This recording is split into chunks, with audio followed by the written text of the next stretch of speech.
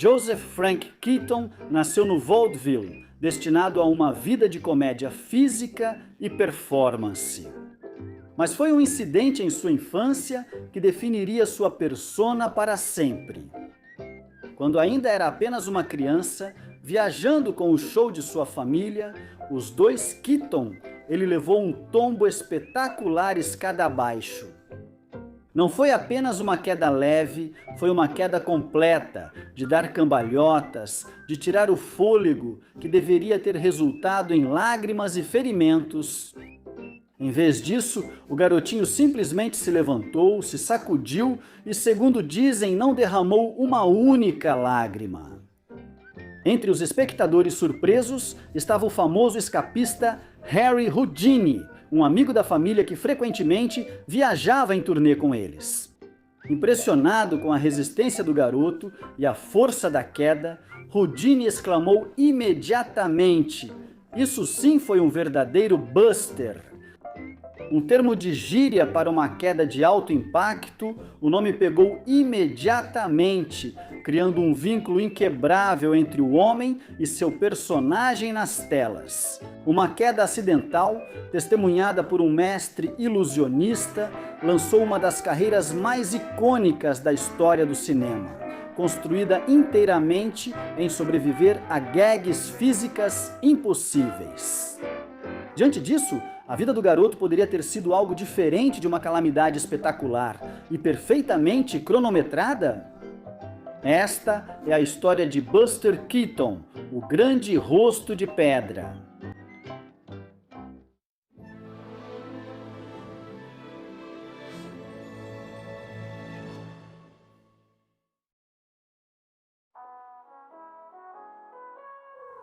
O homem conhecido na história como Joseph Frank Buster Keaton nasceu em 4 de outubro de 1895 na pequena cidade de Piqua, Kansas. Seu pai era Joseph Hall Keaton, um Quaker nascido em Indiana que havia escapado de sua rígida criação cristã aos 26 anos para perseguir seu sonho de se tornar um artista de vaudeville.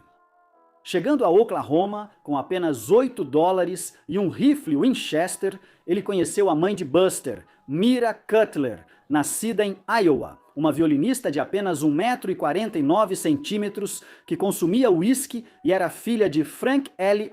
Cutler, dono da companhia de comédia Cutler.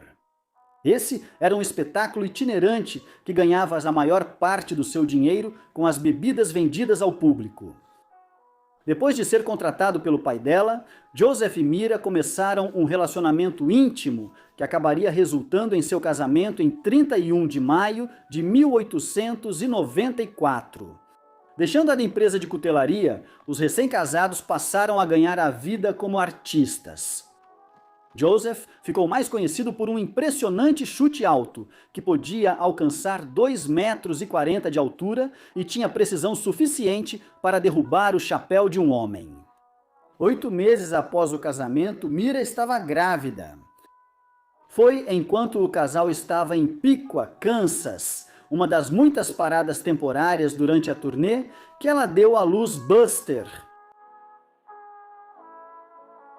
A primeira das 3 esposas de Keaton foi Nathani Talmud, irmã de 2 atrizes famosas. Seu gasto compulsivo e o desejo de acompanhar os Joneses, que entravam em conflito com o jeito simples do marido, seriam parcialmente responsáveis pelo fim do casamento deles. Sua segunda esposa foi Mae Scriven, uma enfermeira com quem ele se casou no auge do seu alcoolismo. Ela foi acusada por alguns de tentar usar o nome famoso dele para benefício financeiro próprio. A terceira esposa de Keaton foi Eleanor Norris, que, embora fosse 23 anos mais jovem que ele, foi, segundo todos os relatos, uma esposa leal e amorosa até seus últimos dias. Seu irmão era Harry Keaton, apelidado de Jingles, pelo barulho que fazia com seus brinquedos, e que fez pequenas aparições não creditadas em alguns dos filmes de seu irmão mais velho. Sua irmã era Louise Keaton, que também apareceu em algumas obras de Buster como atriz. E durante as filmagens de Steamboat, Bill Jr. trabalhou como dublê nas cenas de natação. Seus filhos eram Jimmy e Bob Keaton, que cresceram no período em que seu pai estava em Hollywood. A realeza o adorou imensamente ao longo de suas vidas. Após o ensino médio, ambos entraram na guarda costeira na Segunda Guerra Mundial. Bob perdeu um lóbulo da orelha para um atirador alemão durante a guerra. Na aparência, o Buster, de 1,68 metros, era magro e acrobático. Essas eram características que combinavam bem com as acrobacias perigosas e desafiadoras da morte que ele gostava de realizar por sua arte. Uma de suas características mais reconhecíveis, além de seu rosto icônico, inexpressivo e sério, eram seus chapéus achatados tipo Porky Pie, únicos. Esses ele mesmo fazia, comprando chapéus fedora de feltro da Stetson. Removendo o forro, amassando a copa e aparando e achatando a aba. A personalidade exagerada de Buster nas telas não refletia o homem real. Ele detestava a atenção ao seu redor e foi extremamente tímido em uma ocasião mais tarde em sua vida.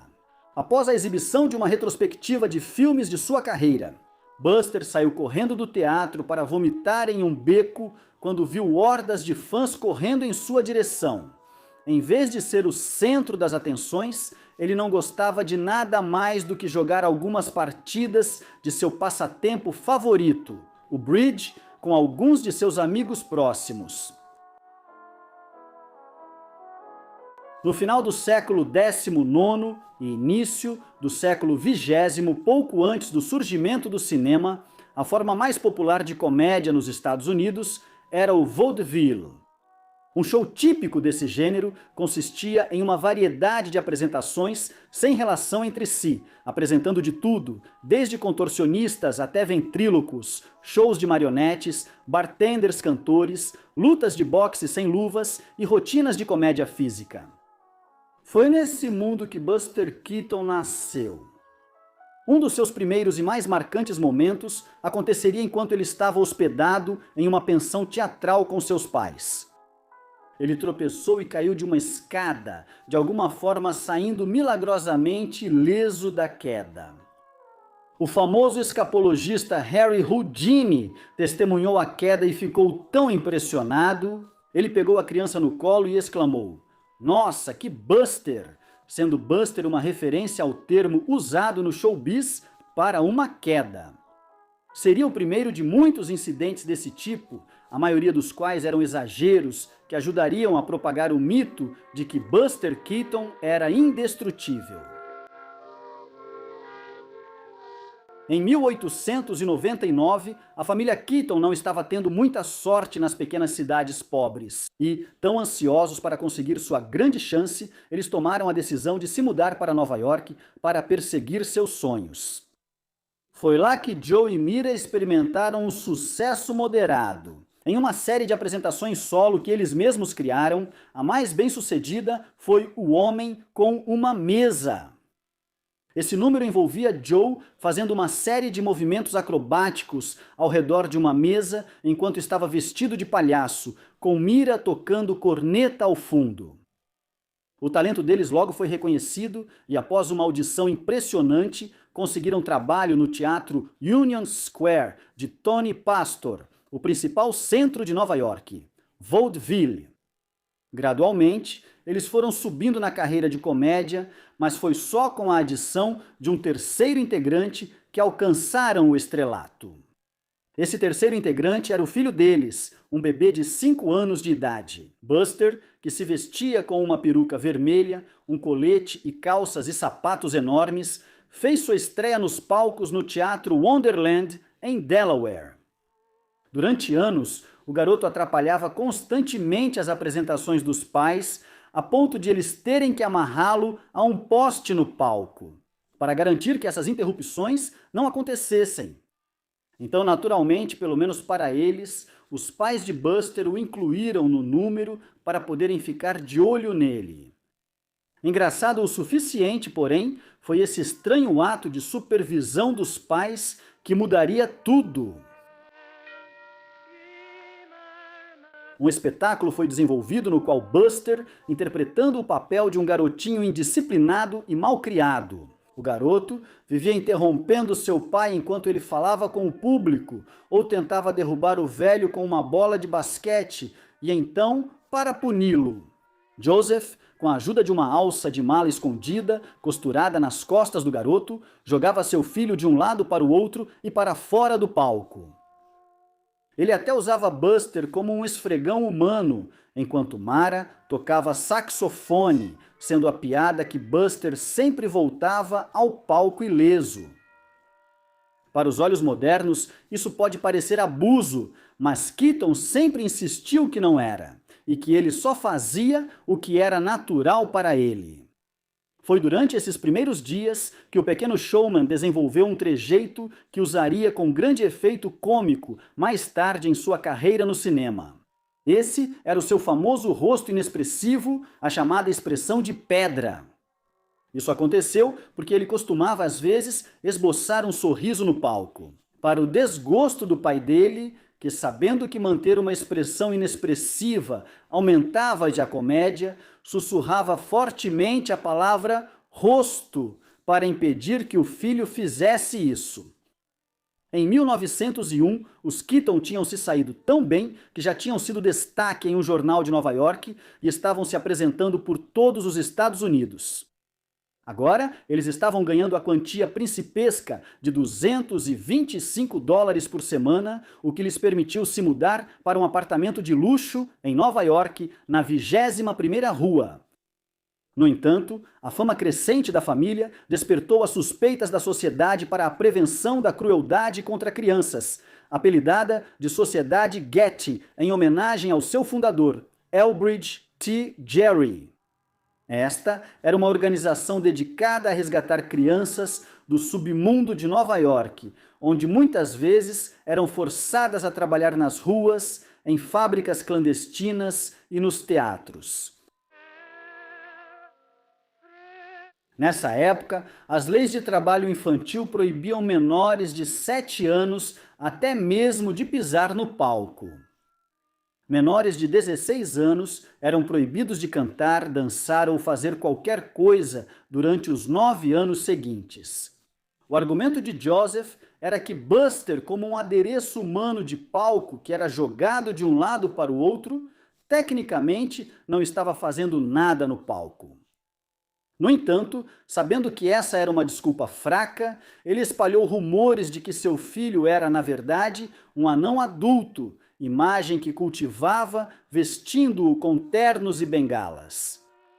Durante esses anos, quando sabiam que havia um agente Gerry na plateia, Joseph fazia questão de suavizar o número.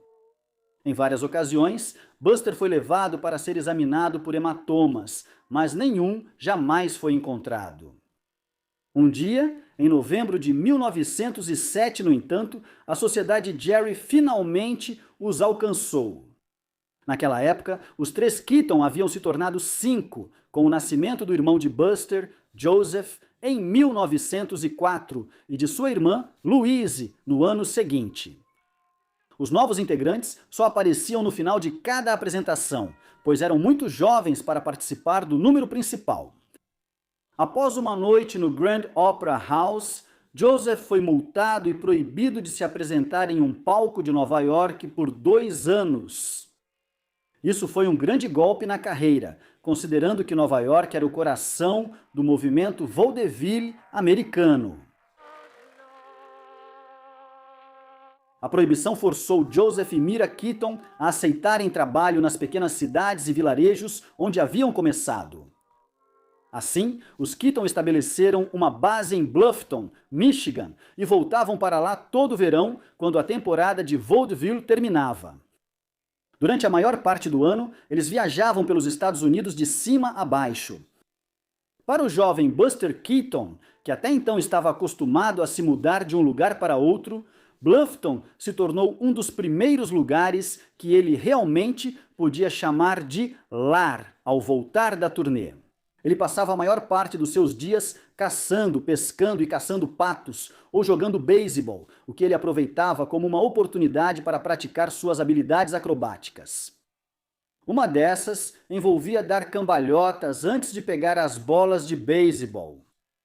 Quando não estava exibindo sua agilidade, ele podia ser encontrado pregando peças, desenvolvendo uma reputação em toda a cidade como um brincalhão. Seus alvos favoritos, ou melhor, plateias, eram turistas desavisados que não o conheciam. Foi nesse momento que o talento de Buster para criar engenhocas mecânicas para esquetes cômicas também começou a se destacar. Essas eram façanhas que ele realizava em parceria com seu amigo Ed Gray.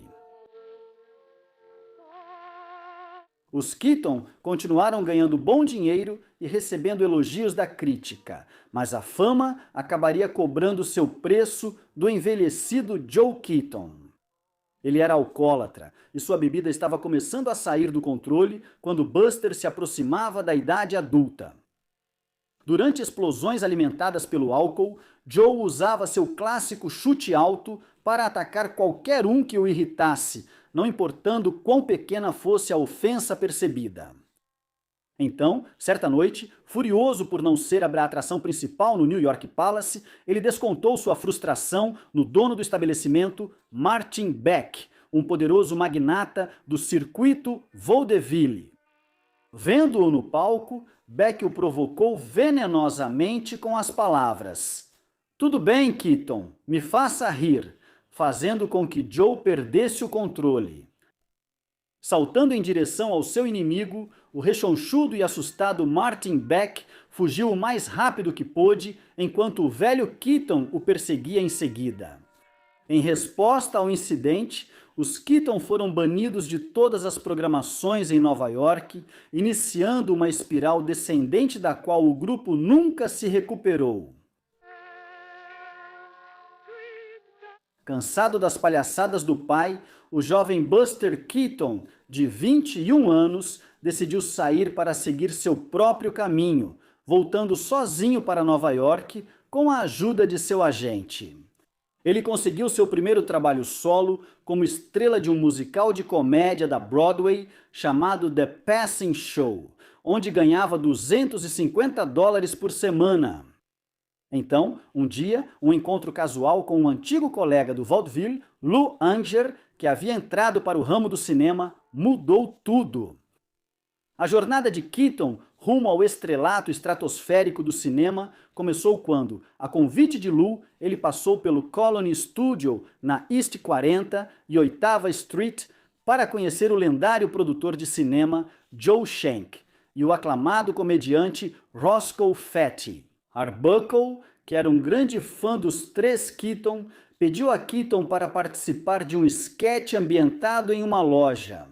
Um Buster nervoso recusou a princípio, mas mudou de ideia após um tour pela instalação. Com as câmeras rodando, o estreante se saiu como um natural. Ele elogiou seu colega de elenco experiente ao tropeçar desajeitadamente e de forma hilária pelo set. Em uma cena que termina com ele dando uma cambalhota para trás, saindo de cena depois de ser expulso para a rua. Tendo testemunhado o talento do jovem, Arbuckle o contratou na hora para a Comic Productions, em uma parceria de 3 anos. Isso faria de Buster Keaton um nome conhecido em todos os lares. Ele rapidamente se estabeleceria como um membro fundamental da equipe Comic, com suas habilidades acrobáticas sendo bem aproveitadas em suas primeiras comédias mudas, que incluíam The Rough House Out West, The Bellboy e The Garage. Ao mesmo tempo em que se desenvolvia como ator diante das câmeras, ele também aprendia os truques do ofício nos bastidores. Isso graças a Arbuckle, que sempre como mentor o guiava durante o processo de edição e filmagem de cada produção. E Keaton descobriu o poder da câmera, uma revelação. Em 6 meses após assinar o contrato, Keaton já havia absorvido tanto que dirigia confortavelmente as cenas estreladas por Arbuckle. A dupla se tornou melhor amiga depois de trabalhar junta em vários projetos. Em 1918, o coletivo Comic deixou Nova York para se mudar para Long Beach, Califórnia. Agora, seguindo os passos do filho, os pais de Buster também se mudaram para lá. Joe Keaton, que inicialmente era cético em relação ao novo meio do cinema, acabou participando de 4 produções. No verão de 1918, a carreira de Keaton foi interrompida por um curto período após a entrada dos Estados Unidos na Primeira Guerra Mundial. O dever nacional se tornou sua prioridade mais importante. Após o treinamento em Long Island, ele foi enviado para a França, onde serviu como criptógrafo do exército, um trabalho que envolvia o envio de mensagens e ordens em código Morse. Durante todo o seu serviço, as condições frias e úmidas que ele enfrentou acampando ao ar livre causaram uma infecção persistente no ouvido. Ele nunca se recuperaria totalmente disso, e foi essa infecção que fez com que o ator do cinema mudo tivesse dificuldades auditivas pelo resto de seus dias. Em uma ocasião, sua deficiência quase lhe custou a vida ao voltar de um jogo de cartas.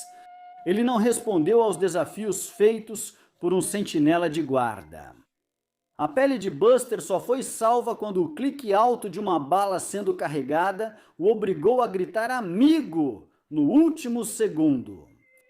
Quando chegou o armistício e o fim das hostilidades, ele não só havia sido promovido a cabo, como também teve a sorte de nunca ter pisado em uma trincheira sequer. Enquanto as tropas americanas vitoriosas aguardavam pacientemente o transporte de volta para casa através do Atlântico, Buster ofereceu seus talentos para a trupe de entretenimento de sua divisão, chamada Sunshine Players.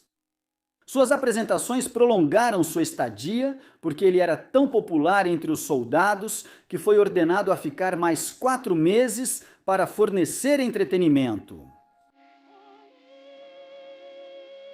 Após seu retorno aos Estados Unidos, Buster mergulhou novamente na nascente indústria cinematográfica, que agora havia fincado suas raízes em Hollywood. Recusando 2 ofertas de $1.000 por semana, ele voltou para a Comic Productions por uma quantia menor, de $250 por semana. Por lealdade ao gerente de produção, Joe Schenck, que havia apoiado financeiramente sua família durante toda a guerra. Trabalhando 6 dias por semana, Keaton se dedicou novamente ao seu ofício até o lançamento do filme. A Garagem, que foi lançada em 1920, seria seu último. Com a Comic e Roscoe Fatty Arbuckle, a dupla icônica, ainda os melhores amigos, se separaria quando Roscoe expressou seu desejo de deixar para trás a fórmula de comédia de 2 rolos para passar a fazer filmes de comédia mais longos. Com a estrela das produções Comic fora, Joe Schenck deu uma grande promoção ao seu coastro. No final de 1919, Keaton assinou um contrato que estipulava que ele faria 8 comédias de 2 rolos por ano como chefe criativo da recém-formada unidade de produção Buster Keaton Produções. Foi aqui que algumas das mais celebradas obras-primas da comédia dos anos 1920 seriam feitas. Com a tinta do contrato mal seca, no janeiro seguinte, Keaton começou a filmar O Sinal Alto, o primeiro curta-metragem de 2 rolos de sua era independente. Esse foi um filme que definiria o tom para grande parte do restante de sua filmografia.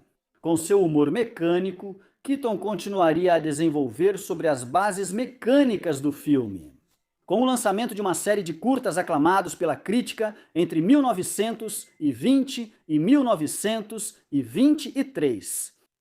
Inspirando-se em um documentário de 1919 da Ford Motor Company sobre casas pré-fabricadas, em uma semana ele zombaria incansavelmente do otimismo industrial do início dos anos 20, ao mostrar um casal recém-casado chegando à sua nova casa.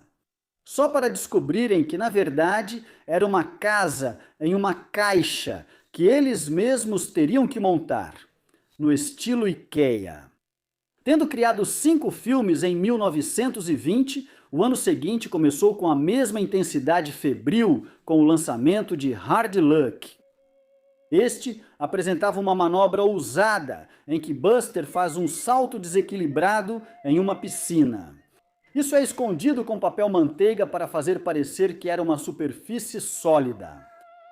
Encantado com as gargalhadas estrondosas do público no cinema, que continuaram mesmo enquanto os créditos rolavam, Buster mais tarde afirmaria que foi a maior risada que já recebeu.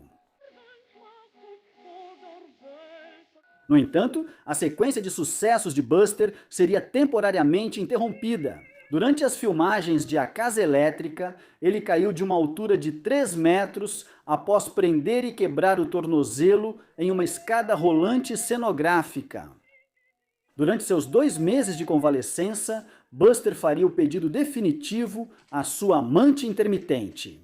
Natalie Talmadge, irmã das estrelas de cinema Norma e Constance Talmadge, que ele conheceu enquanto ela era secretária na Comic Productions. De acordo com sua biografia, Keaton afirmou que uma solitária Natalie lhe enviou uma carta de Nova York na qual informava que largaria tudo para ficar com ele. Isso o levou a viajar até lá e torná-la sua esposa, após se casar com sua amada em 31 de maio de 1921 em uma cerimônia privada em Nova York. O casal pegou o trem de volta para Los Angeles no dia seguinte para que Buster pudesse retomar sua agenda de trabalho cheia. Nesse momento, ele já estava afastado das filmagens há 4 meses, então embarcou em seu projeto mais tecnicamente ambicioso até então. O Playhouse apresenta várias versões de Buster, até 9 ao mesmo tempo, e vestidos com diferentes fantasias. E Drag apareceu na tela, com sua carreira atingindo alturas vertiginosas e tendo se mudado para uma enorme mansão de 20 cômodos, completa com salão de festas, piscina, vizinhos famosos e um mordomo pessoal. Buster se preparou para um novo capítulo com sua esposa Natália, que estava grávida de vários meses na primavera de 1922. Isso foi mais ou menos na mesma época em que uma obra que muitos considerariam seu magnum opus policiais, estava sendo exibida nos cinemas. Em uma peça inovadora de coreografia cinematográfica, ele é perseguido por centenas de policiais depois de acender seu cigarro com o pavio aceso de uma bomba que ele então casualmente joga em um desfile da polícia. Após esse sucesso profissional, Buster teve uma conquista pessoal com o nascimento de seu filho, James Jimmy Talmadge Keaton, em 2 de junho de 1922.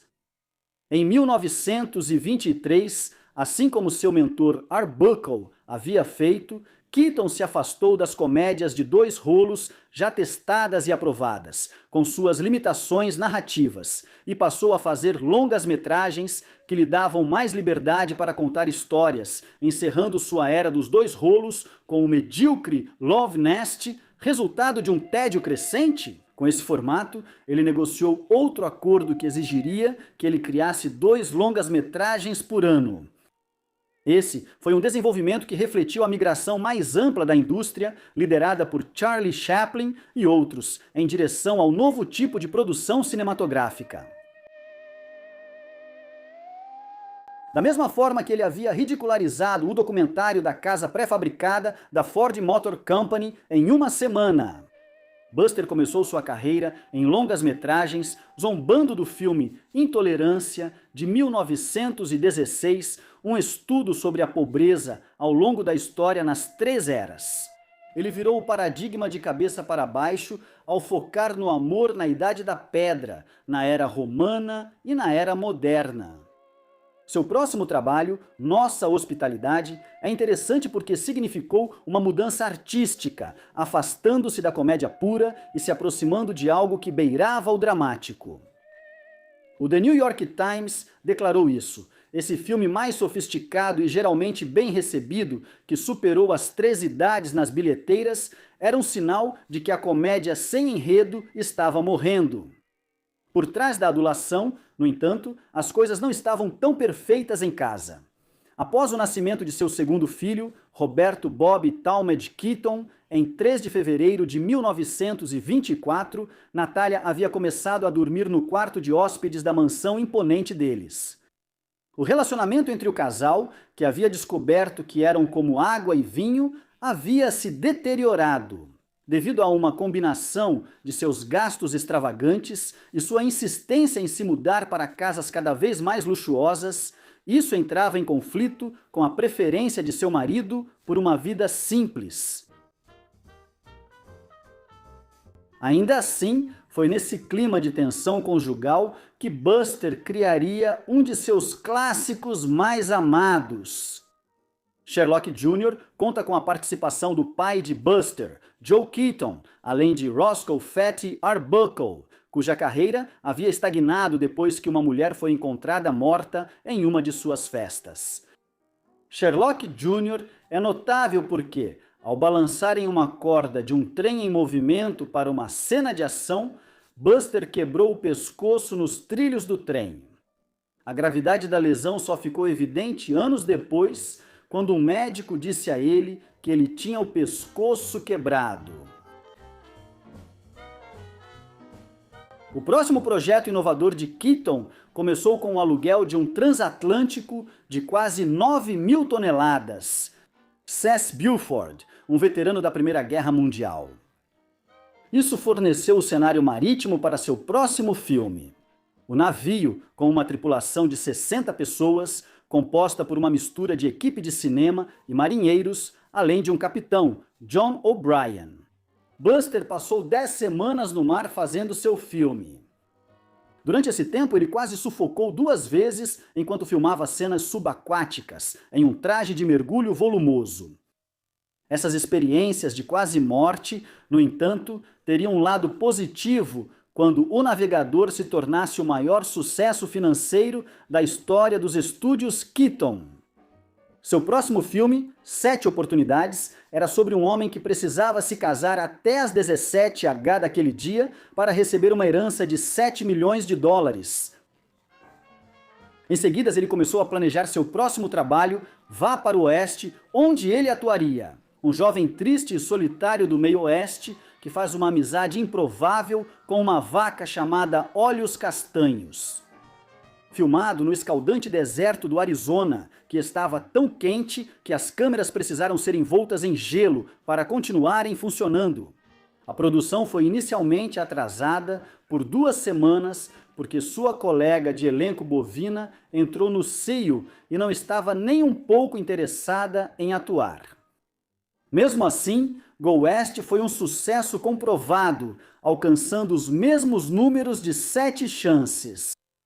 Depois disso, Buster se exercitou para se preparar para seu próximo papel em Battling, Butler, no qual ele interpreta um cavalheiro aristocrático que finge ser um famoso boxeador para conquistar uma pretendente, de repente descobre que precisa lutar contra o homem que está imitando. Battling, Butler é mais celebrado pela luta de boxe brutal e exaustiva, onde socos de verdade foram desferidos. Esse evento sozinho colocou esse filme em particular quase no mesmo patamar de sucesso de O Navegador. Keaton manteve tudo autêntico em seu próximo trabalho, O General, uma comédia de ação ambientada na era da Guerra Civil, baseada na história real de espiões da União que, ao se envolverem na destruição de pontes, fios de telégrafo e trilhos de trem, roubam um trem do sul.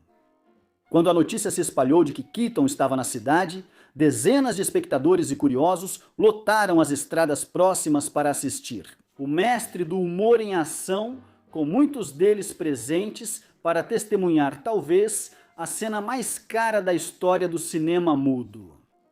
Na sexta-feira, 23 de julho de 1926, mais de 4.000 pessoas assistiram à incrível cena de um trem despencando 10 metros em um rio. O trem caiu de uma ponte de madeira que havia sido incendiada. Um espetáculo de apenas 14 segundos, que custou impressionantes $42.000. No entanto, apesar do esforço e do dinheiro investidos, o general só recebeu uma recepção morna. Na época de sua estreia, a opinião pública parecia ser de que Buster, o palhaço, havia priorizado a ação em vez da comédia. Com o tempo, embora o general fosse reavaliado como uma obra-prima do cinema e se tornasse o filme mais conhecido de Keaton, grande parte de O General seria editada e cortada pelo próprio Buster, em sua enorme nova casa. Apelidada de Vila Italiana, um luxuoso palácio de 930 metros quadrados em estilo palacete italiano. Esta casa ostentava 20 cômodos, incluindo um viveiro de pássaros, quadras de tênis, uma piscina de 9 metros, um riacho com trutas, um apartamento de 3 cômodos na garagem para os empregados domésticos e uma ala inteira reservada para a esposa Natalia Buster. Keaton estava no auge de suas habilidades e parecia ter tudo, mas por trás da fachada, a verdade real era menos que perfeita. Seu relacionamento com Natalia, cujo gasto extremo e estilo de vida excessivamente luxuoso sempre foram motivo de atrito, havia se deteriorado. Buster passou a recorrer ao álcool com mais frequência para lidar com seus problemas. Desanimado com a recepção fria do general, ele preferiu jogar seguro em seu próximo filme. Faculdade. Essa foi uma tentativa de aproveitar o cenário universitário, que estava tão em voga na época em Hollywood, mas isso não saiu como ele queria. Criticado pelos avaliadores por sua abordagem formulaica e piadas infantis, Faculdade foi, em todos os sentidos, um fracasso, o que fez pouco para dissipar as nuvens de tempestade que se formavam em sua mente. Com sua saúde mental se deteriorando, Buster começou a trabalhar no que viria a ser o último filme de sua era independente, Steamboat Bill Jr. Perto do final, uma casa de 2 andares desaba sobre Keaton, que, em um estado depressivo, anos depois, lembraria que não se importava se a casa o atingisse ou não depois de terminar a cena. E, em um anúncio surpresa, ele foi informado por seu antigo produtor e amigo, Joe Schenck, que queria sair do ramo de filmes independentes e entrar no mundo corporativo da produção cinematográfica, informou que estava fechando a Buster Keaton Produções para sempre. A decisão de Schenck foi uma reação à mudança em toda a indústria na época, impulsionada pela introdução do som no cinema. E os orçamentos inflacionados faziam com que os custos dos filmes para os cineastas independentes ficassem altos demais. Mas, em vez de deixar seu bom amigo na mão, com a ajuda de seu irmão, Schenck havia providenciado para que Buster assinasse um contrato lucrativo com a Metro-Goldwyn-Mayer. Esse era um dos novos estúdios Leviathan que estavam entrando com força em Hollywood. Depois de alguns uísques antes do almoço, Buster chegou a um acordo com Nicholas e Schenck, que lhe prometeu os melhores roteiristas e todo o dinheiro que precisasse para fazer grandes filmes. O contrato que ele assinou em 26 de janeiro de 1928 estipulava isso. Buster receberia um salário de $3.000 por semana e 1/4 de todos os lucros, com a condição de que ele deveria fazer 2 títulos por ano. O outro lado, porém, era que Buster perderia toda a liberdade criativa. Também especificava que ele não teria a palavra final sobre o roteiro ou a direção.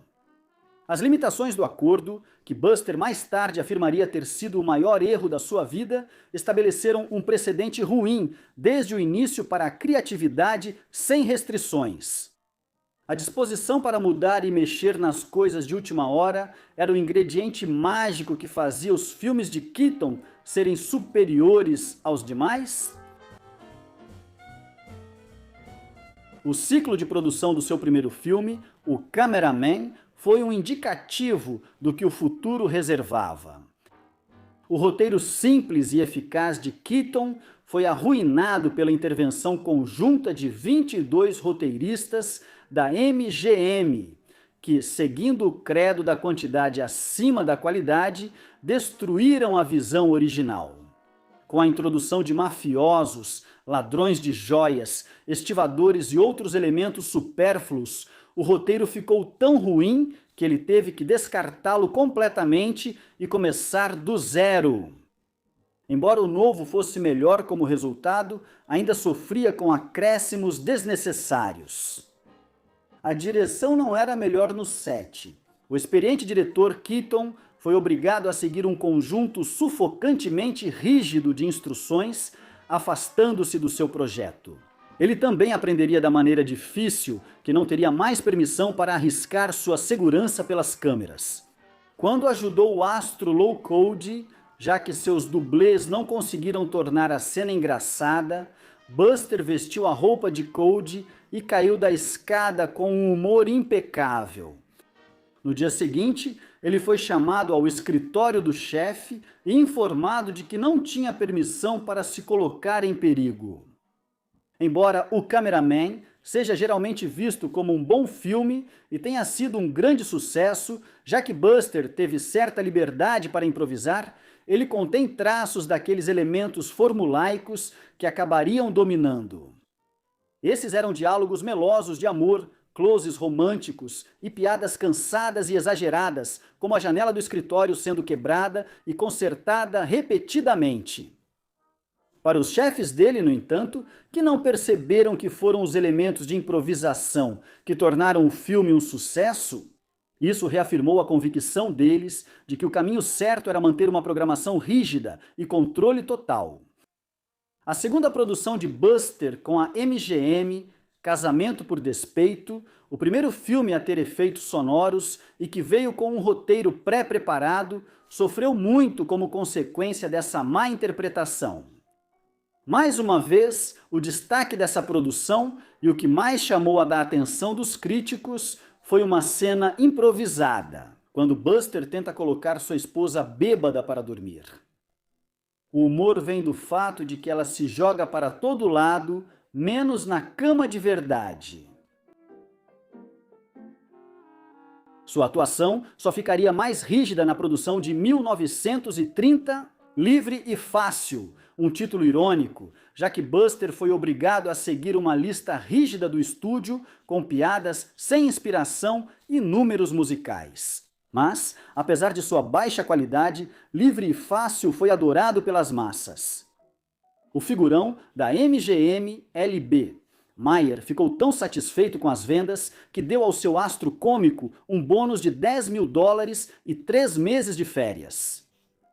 Outros, no entanto, contestam que as férias foram dadas a Buster como um longo período para esfriar a cabeça, depois que ele explodiu. Furioso, no set após terminar seu último filme contratado do ano, Soldados de Massa, que era sobre um socialite rico que se alista acidentalmente e se vê atolado nas trincheiras da Grande Guerra.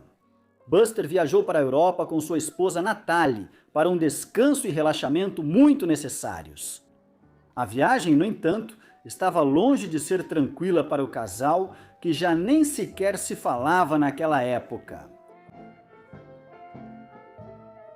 Ao retornar da Europa, os problemas pessoais de Buster foram agravados por questões profissionais quando ele se deparou com outro roteiro sem graça e pronto, que havia sido escrito para ele pela linha de produção de roteiristas da MGM, após o tédio das filmagens de sala, quarto e banho. Keaton veria seu nome estampado nas manchetes dos jornais em referência a um incidente que envolveu ele, a MGM e a atriz Kathleen Kay. Kay havia agredido fisicamente Buster e destruído objetos no bangalô de luxo pertencente à MGM, localizado nas dependências do estúdio onde ele morava.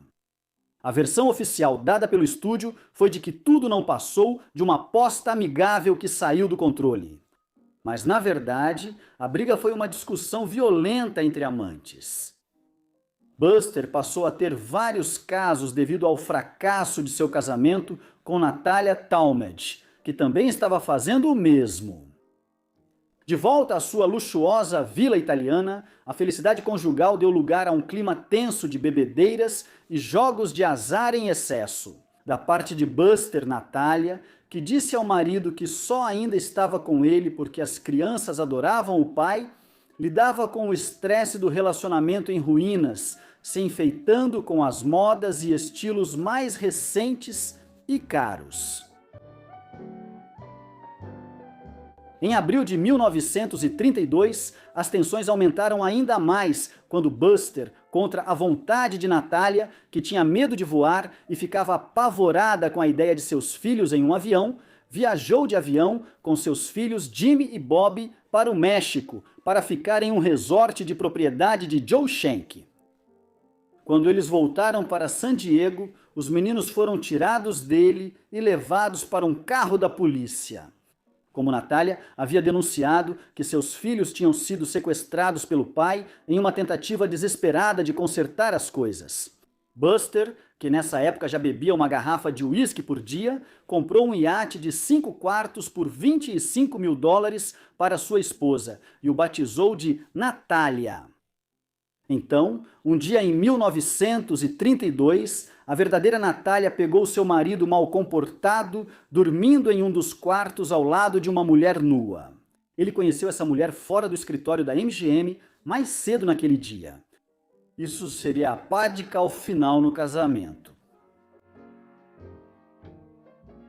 Quando recebeu os papéis do divórcio, Keaton ficou tão arrasado que nem sequer contratou um advogado para ajudá-lo a manter sua grande fortuna, pois, realmente no limite, ele simplesmente desistiu. Apesar de ter direito legalmente à metade, ele cedeu e deu absolutamente tudo para ela, incluindo a vila italiana, todos os seus imóveis, seus carros, o iate amaldiçoado. E até mesmo a guarda completa dos filhos, cujos sobrenomes foram legalmente alterados para Talmadge em até 2 anos após o processo de divórcio. Ciente do seu problema com a bebida, após a separação legal, a MGM o enviou para uma clínica de reabilitação em Arrowhead Springs, onde Buster conheceu uma enfermeira chamada May Scriven. Um relacionamento romântico se desenvolveu, e em janeiro de 1933, impulsionados pelo álcool, eles viajaram para Tijuana, no México. Aqui, eles se casaram com Buster tão bêbado durante a cerimônia de casamento que ele nem se lembraria disso. A viagem improvisada irritou os chefes da MGM porque atrapalhou as filmagens do irônico filme intitulado O Que Sem Cerveja, onde Buster interpreta um taxidermista que compra uma cervejaria. Esse seria seu último projeto com a MGM. No dia 2 de fevereiro de 1933, ele recebeu uma carta do chefe do estúdio informando que estava demitido com efeito imediato. Depois disso, Buster anunciou publicamente que estava se aposentando das telas de cinema como resultado de um colapso pessoal. Para Keaton, de 1933 a 1935 foram alguns dos anos mais sombrios de sua vida, durante esse período de desesperança, falência e dívidas. O ex-humorista preenchia seus dias com sessões intensas de bebida enquanto tentava, sem sucesso, retomar sua carreira. Mas isso era quase impossível. Sua saída forçada da MGM basicamente o colocou na lista negra de todos os estúdios de cinema que não queriam lidar com seu comportamento imprevisível. Com o establishment de Hollywood tendo lavado as mãos em relação a ele. Um grupo de produtores renegados, querendo criar seu próprio estúdio, ligou para Keaton. E em maio, ele estava na Flórida participando de um filme chamado O Pescador. No final, nada de bom sairia da sua viagem ao Estado do Sol, durante a qual ele descobriu que seu mentor, Roscoe Arbuckle, havia morrido de ataque cardíaco. Enquanto isso, a jovem produtora que havia apostado nele logo faliu, com as grandes ofertas de dinheiro praticamente desaparecendo, e ele ficou deprimido com a morte de seu melhor amigo. Keaton passou muito tempo fazendo curtas-metragens de baixo orçamento que pagavam bem menos do que ele ganhava em sua melhor fase.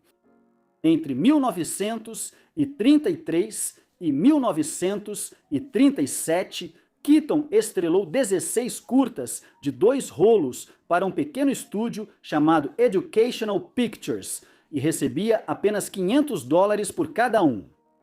De vez em quando, ele conseguia algum trabalho em longas metragens, o que o levou a participar de filmes como O Rei dos Champs-Élysées e O Invasor. No entanto, nenhum seria realmente memorável. Aproveitando o nome famoso do marido, sua esposa May abriu um salão de beleza chamado Show de Beleza de Buster Keaton. No entanto, assim como o casamento deles, não duraria. O casal se divorciou em outubro de 1935, depois que May descobriu seu marido na cama com uma mulher chamada Leah Clampett. Sewell era um suposto frequentador da alta sociedade que Buster conheceu enquanto passava férias em Santa Bárbara. O divórcio teve um impacto tão grande em sua saúde mental que, ao final do mês, ele já era paciente de uma ala psiquiátrica. Quando recebeu alta no Halloween de 1935, ele jurou nunca mais beber. Essa foi uma promessa que ele manteve em grande parte pelo resto da vida. Em 1938, já em recuperação, os amigos e colegas de Buster conseguiram para ele um emprego como consultor cômico para seu antigo empregador, a MGM. A MGM pagava ao ex-mega estrela, que costumava ganhar $3.000 por semana, $100 por semana, pelos seus serviços. Foi nesse mesmo ano que o alcoólatra em recuperação de 41 anos viu pela primeira vez a jovem dançarina de 18 anos, Eleanor Ruth Norris, cuja paixão ardente por bridge fez com que ele a notasse. Em 1940 eles se casaram, e isso foi mais um sinal de que as coisas estavam melhorando. Nessa época, Buster já havia restabelecido contato com seus filhos, depois de tentar sem sucesso recuperar a guarda deles.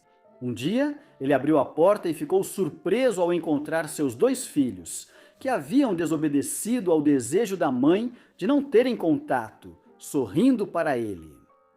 Enquanto algumas pessoas voltaram para sua vida, outras partiram, como seu pai, Joe Keaton, que faleceu em 13 de janeiro de 1946. Após o fim da Segunda Guerra Mundial, a carreira de Buster Keaton experimentou um renascimento que foi impulsionado quando ele estava em uma visita à França. Em 1947, ele foi cercado por fãs enquanto se apresentava em um de seus primeiros trabalhos bem pagos na reabertura de um circo. Depois, um ensaio de 1949 na revista Life, intitulado A Maior Era da Comédia, destacou Buster Keaton como o maior de todos os ícones do cinema mudo dos anos 1920. Isso ajudou muito a reabilitar sua imagem pública, assim como seu tão aguardado retorno às telonas com o filme de 1949, Aqueles Tempos do On the Good Old Summertime. O renascimento de Keaton o ajudou a conseguir suas primeiras aparições na TV no programa de Ed Wynn, o que eventualmente levou ao seu próprio programa.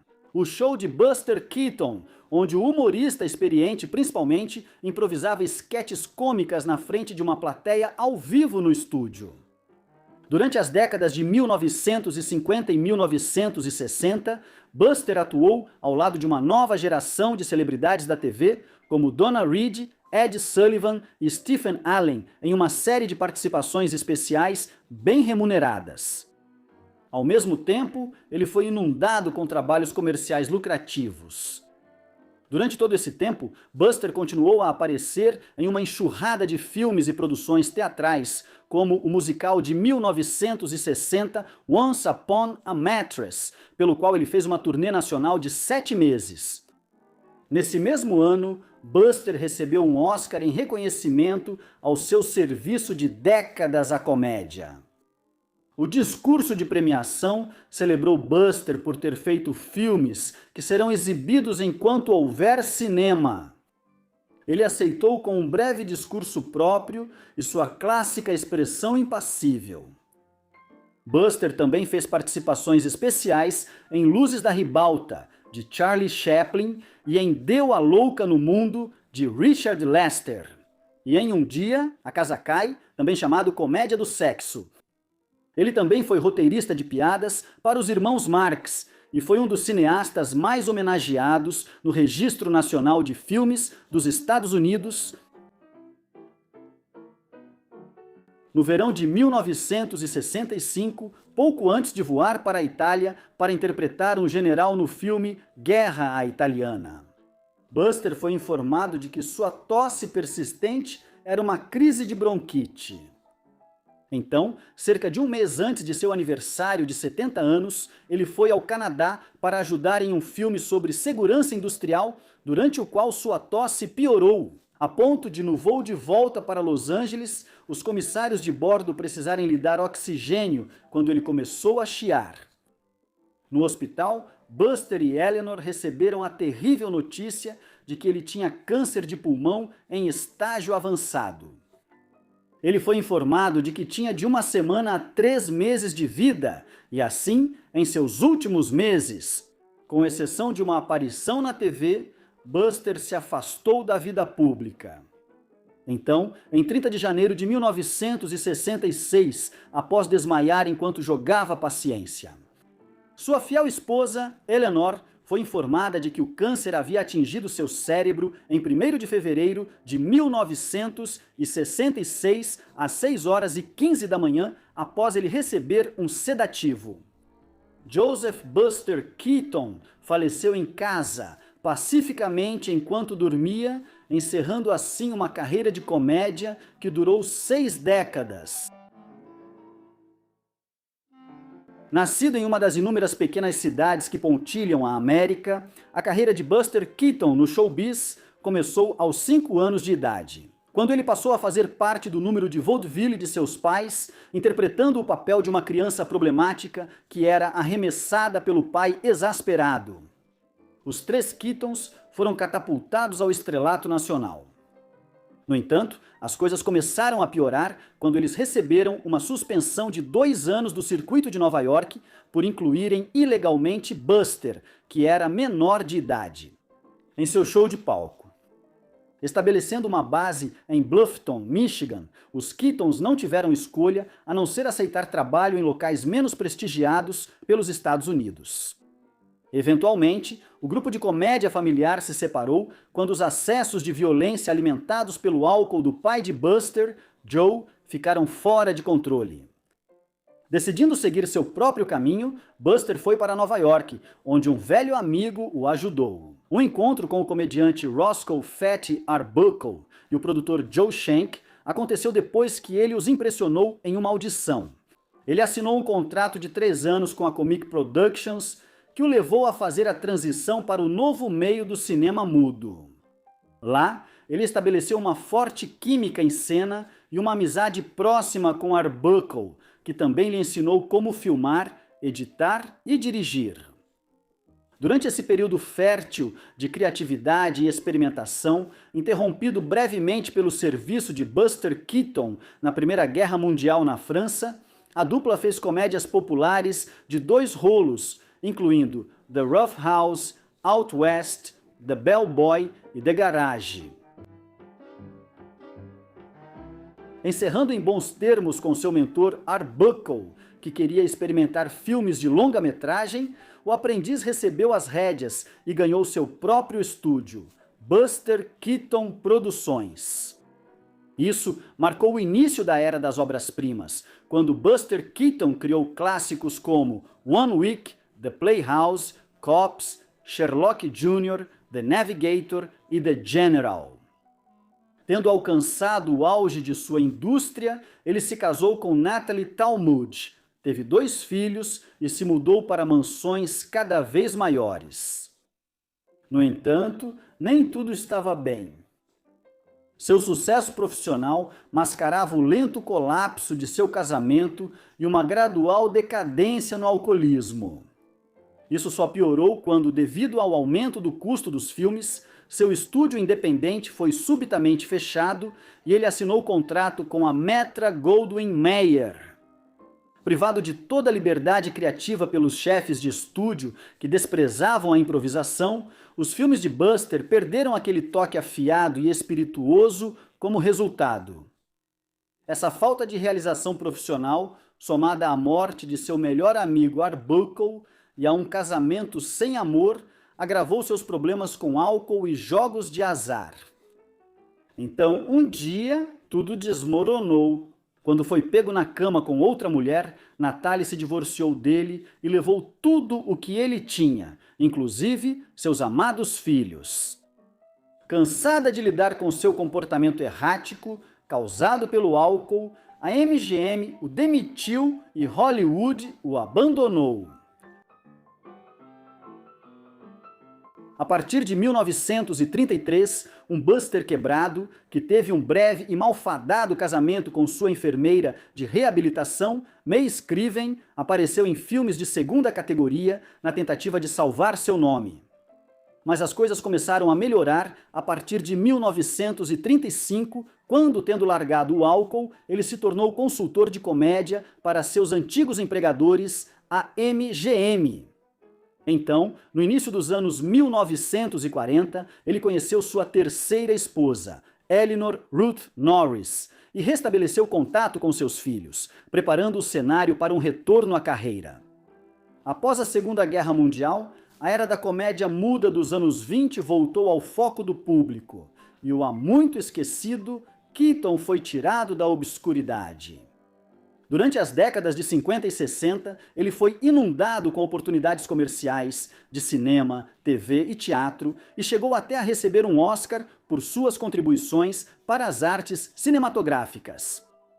O idoso Keaton manteve uma agenda de trabalho rigorosamente cheia até ser diagnosticado com câncer de pulmão em 1965. Então, em 1º de fevereiro de 1966, com sua querida Eleanor confortando-o em seus últimos momentos, ele faleceu pacificamente enquanto dormia. O que você acha de Buster Keaton? Ele foi o maior ator-diretor da história do cinema e a maior estrela masculina da história da Hollywood clássica? Por favor, deixe sua opinião na seção de comentários e, enquanto isso, muito obrigado por assistir.